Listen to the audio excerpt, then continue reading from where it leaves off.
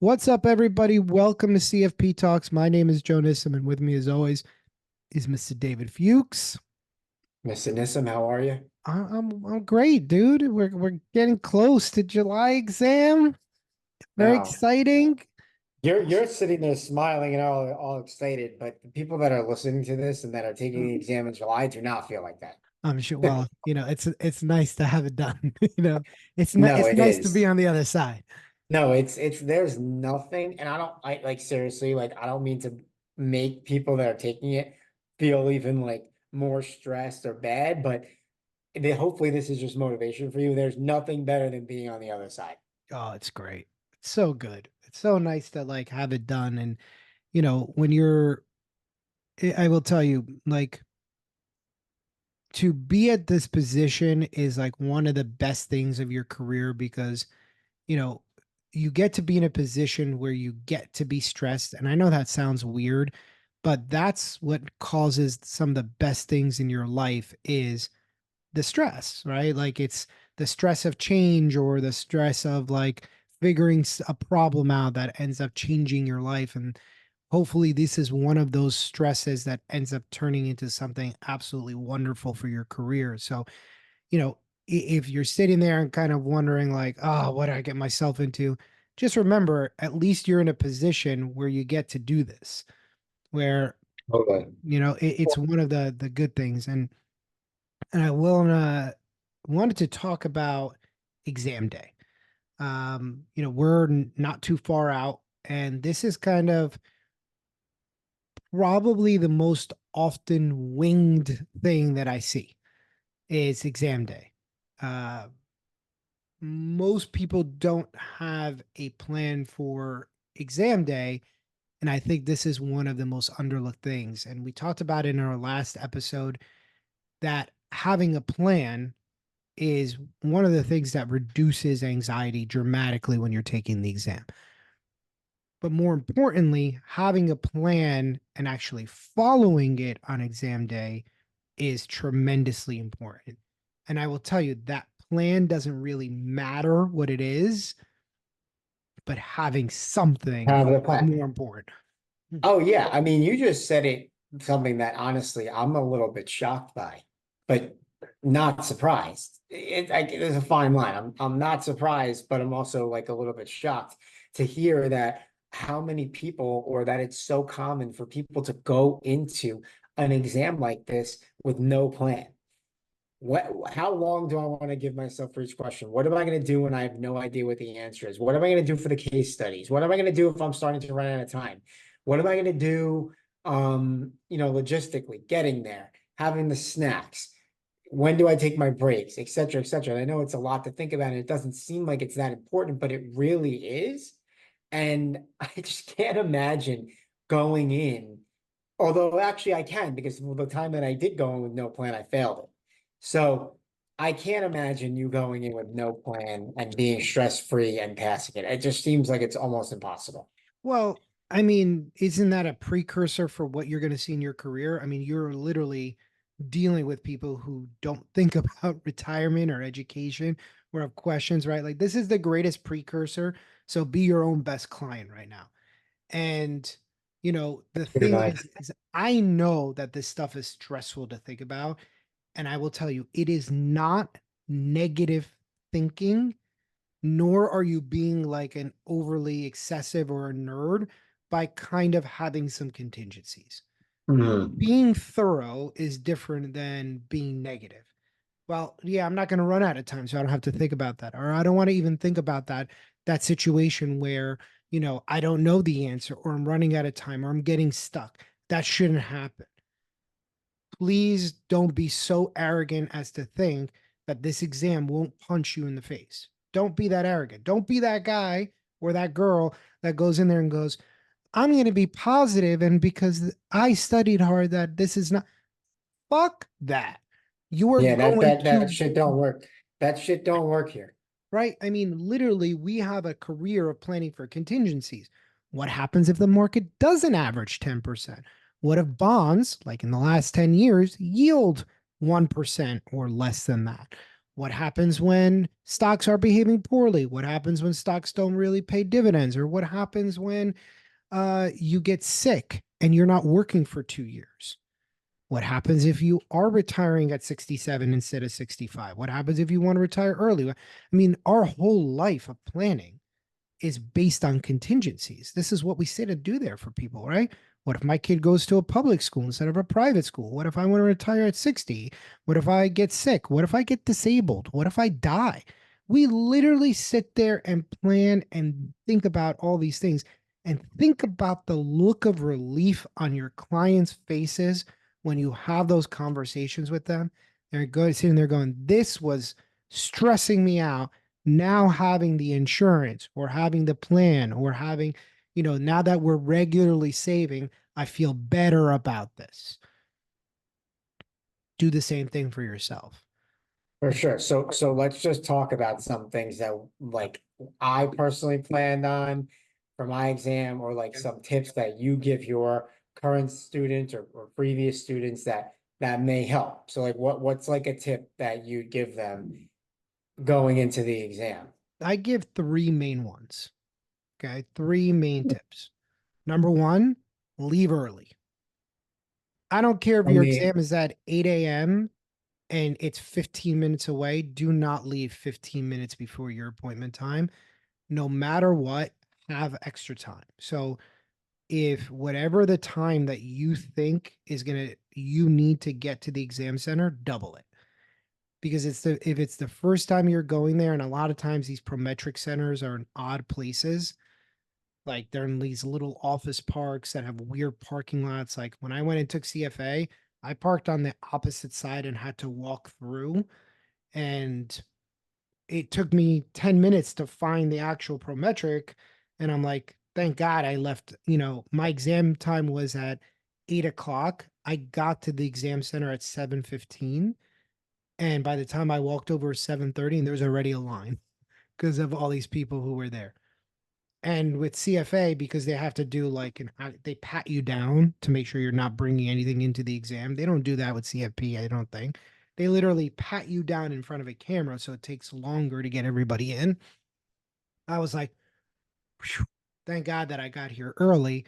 And then once I got there, I was like, okay, cool. Now I know where it is. I went and got myself a cup of coffee and a bottle of water, and I had my protein bar, and I put that all in my locker.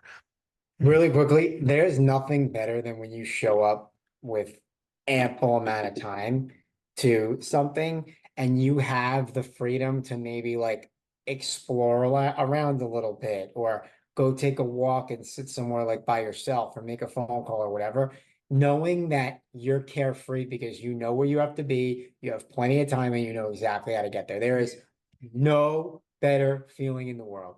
Yeah, and I get to do my pre-exam restroom break. Like I got to do it before. I got to go make sure that I get to the restroom, like because the second I sit down, I don't want to have to get up 1 hour into the exam because I got to pee. Like that's annoying to me. So I'm just like, okay, number one, I leave early. Number two is whatever you did on the mock, your last mock is what you do on that exam. So whatever your strategy was to work through the full 170, don't change what you did on your last mock. Okay, so whatever you did on the mock, do that.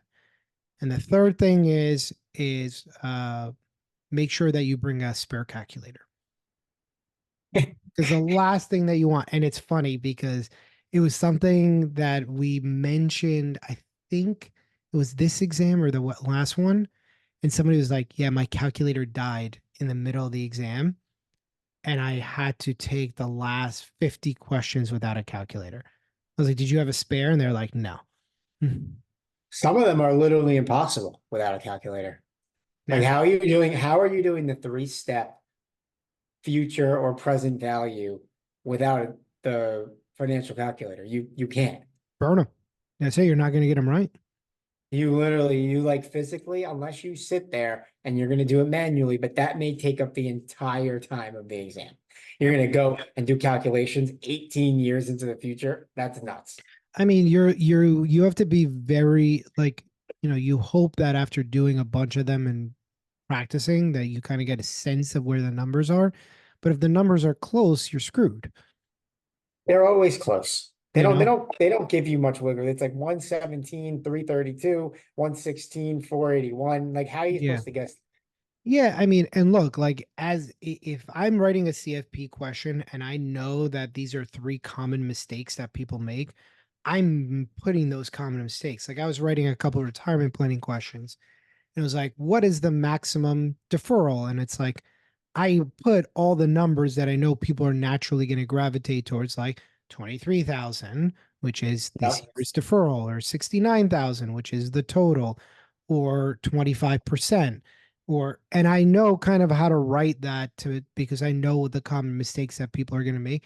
And CFP certainly does that. They certainly put the most common mistakes in there. So that's really hard. And I was like shocked. I was like, you didn't bring a battery? And they're like, no. I was like, oh, they were like, I just didn't think it would happen. Bring a battery, bring an exit calculator. Like, Yeah. worst case scenario, nothing happens. Good for you. Nothing happened. You're good. But don't be that guy. Like, I would always bring for CFA, I would always bring an extra calculator. I wasn't bringing like three extra calculators. Bring an extra calculator in the event that you need it. It's in your locker. You're good. And just let the proctors know that. And I would even bring it. I always brought it with me. Just I put it in the exam room just in case, because like I always feel that if at the most inopportune time, that shit ends up dying on you. And No especially if doubt. you're using like the TI calculator, like there is no back to this that it's easy. You got to unscrew it to change the battery. Just bring an extra calculator. So those are my three parts. What do you tell people?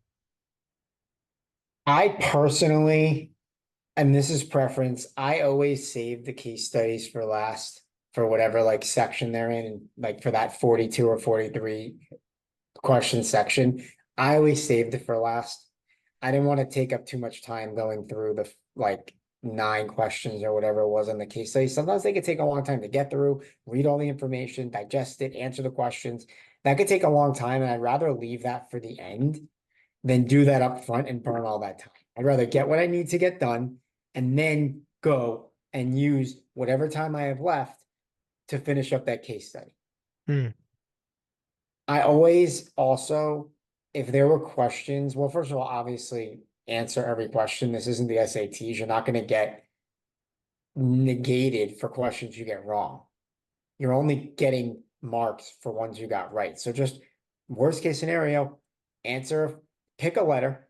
If you're going to do the guessing game, pick one letter that you're going to guess on all of them for. Unless you narrowed down the question where you're like, all right, I know it's A or C, then do that. But like pick one of them and you're going to get a few right. Yep. You'll Most get likely. probably like 2 or 3 out of 10. Yeah, exactly. If you're just going to guess the same letter for all the ones, guess you'll get a few right. So answer all the questions.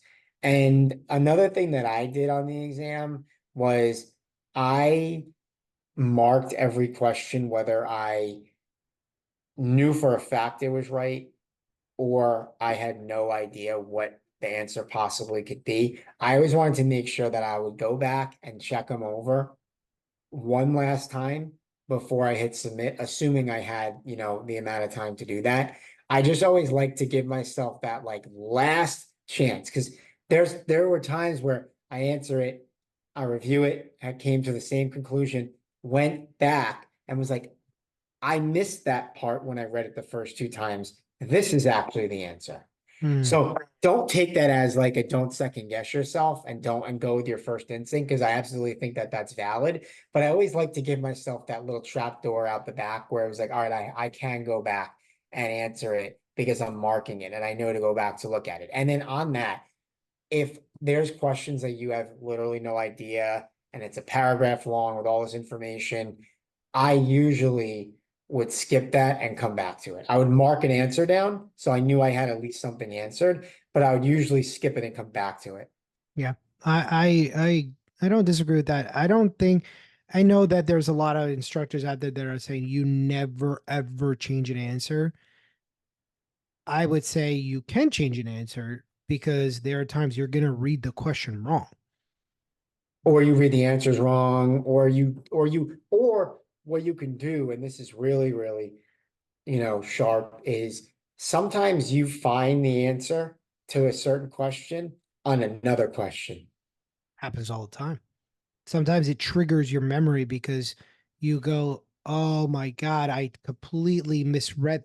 And you'll know it because that question was like screwing you up, and you'll sit there and you go, I don't like, I thought it was this. And then you'll see another question and it'll completely trigger something because what that part that you were missing, you now see it in the other question. And you're like, okay, now I Yep. know that. And those are absolutely okay times. But if you're between B and D, don't change your answer. That's not the time to change it. Yeah. And you come back and you're like, I'm still between B and D. Don't change your answer. Yeah, Like, then don't change it. Yeah, exactly. but if you read something incorrectly, and my rule with students is you have to be 100% certain that you did something that was really wrong. And there's absolutely times like I did this on CFA level 3. I remember coming back, and especially at the beginning of the test, you're so hyped. And it took me, about 4 or 5 questions to kind of settle down. And then once I got that, I started hitting my groove. But that initial, like, okay, go time. And I got a little excited. And then, like I pretty quickly slowed myself down.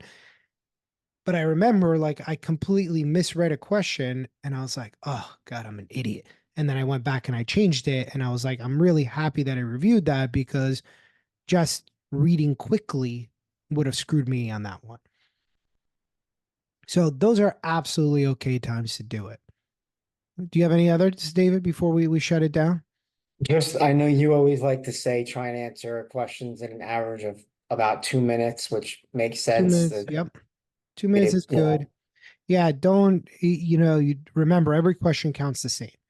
So even though it might be way more satisfying to get a tough one right, you know, the easy ones count just as much. So, at the 2 minute mark, you got to cut yourself off and move on and come back to it. That's okay.